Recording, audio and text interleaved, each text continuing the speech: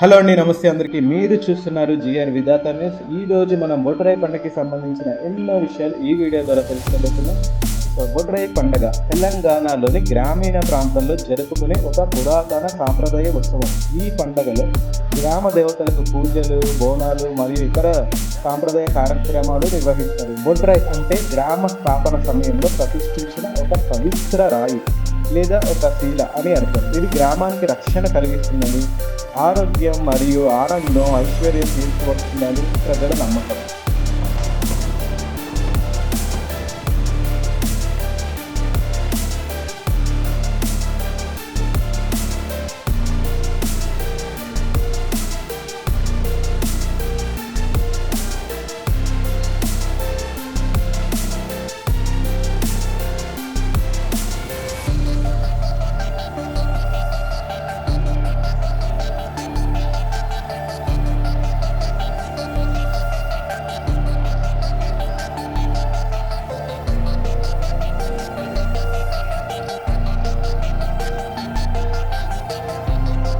ఇటీవల ఈ పండుగను కొన్నాళ్ళుగా పునరుద్ధరించడానికి గ్రామస్తులు ప్రయత్నిస్తున్నారు.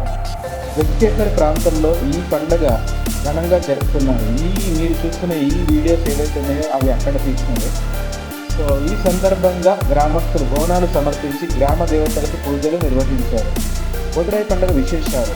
బొడ్రాయి అనే పదం బొడ్డు, నాభి మరియు రాయి, శీల అనే పదాల సమ్మేళనం. ఇది గ్రామ స్థాపన సమయంలో ప్రతిష్ఠించబడే శీల గ్రామానికి రక్షణ కలిగిస్తుందని నమ్మకం.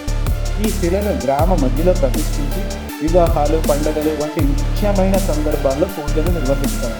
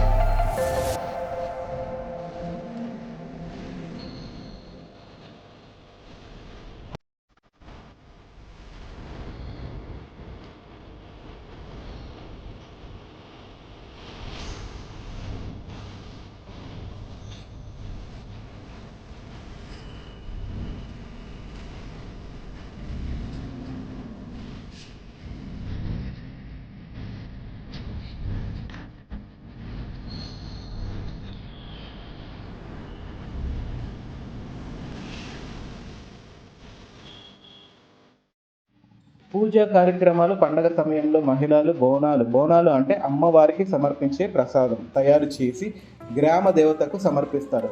ఈ బోనాల్లో పాలతో కలిపిన అన్నం, బెల్లం, నిమ్మ ఆకులు, పసుపు, కుంకుమ వంటి పదార్థాలు ఉంటాయి.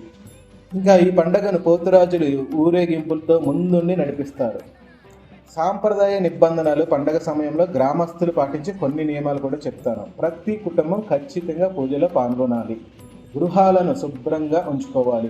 పూజా సామాగ్రి పూలు, పండ్లు, పాలు, కొబ్బరికాయలు సిద్ధం చేసుకోవాలి.